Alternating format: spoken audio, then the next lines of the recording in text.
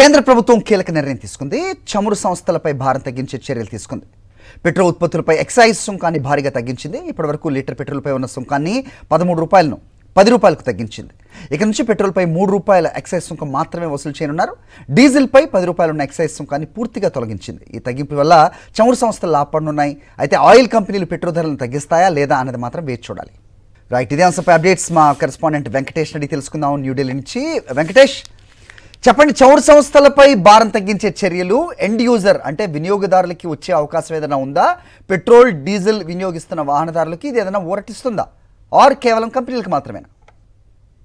Middle east యుద్ధం నేపథ్యంలో ప్రపంచ మార్కెట్ లో క్రూడ్ ఆయిల్ ధరలు భారీగా పెరిగాయి. దాదాపు బ్యారెల్ ధర $100 నుంచి $128 మధ్య పలుకుతుంది. సో ఈ నేపథ్యంలో చమురు సంస్థలకు ఈ క్రూడ్ ఆయిల్ కొనుగోలు చేయడం అనేది భారంగా మారింది. సో దీన్ని ప్రజలపైన వేసేటువంటి అవకాశం ఉన్న నేపథ్యంలో కేంద్ర ప్రభుత్వం అప్రమత్తమై ప్రస్తుతం పెట్రోల్ పైన ఉన్నటువంటి ఎక్సైజ్ డ్యూటీని 10 రూపాయల వరకు తగ్గించింది. అలాగే డీజిల్ పై ఉన్నటువంటి ఎక్సైజ్ డ్యూటీని కంప్లీట్ గా పూర్తిగా రిమూవ్ చేసింది. సో డీజిల్ పైన 0 ఎక్సైజ్ డ్యూటీ ఉంది. ప్రస్తుతం పెట్రోల్ పైన 3 రూపాయలకు ఎక్సైజ్ డ్యూటీని పరిమితం చేశారు. సో ఇదంతా కూడా ప్రజలపైన ఆ భారం నేరుగా పడకుండా ఉండేందుకే కేంద్ర ప్రభుత్వం ఆ భారాన్ని స్వయంగా తీసుకునేటువంటి అవకాశం ఏర్పడింది. సో డెఫినెట్ గా ఈ పెరిగినటువంటి మార్కెట్ ధరలకు సంబంధించినటువంటి భారం ప్రజలపైన పడకుండా కేంద్ర ప్రభుత్వం ఈ చర్యలు తీసుకుంది. డెఫినెట్ గా ఈ చర్యలు ప్రజలకు వాహనదారులకు కొంత ఉపశమనం కల్పించేటువంటి అవకాశం ఉంది. డెఫినెట్ గా ప్రభుత్వం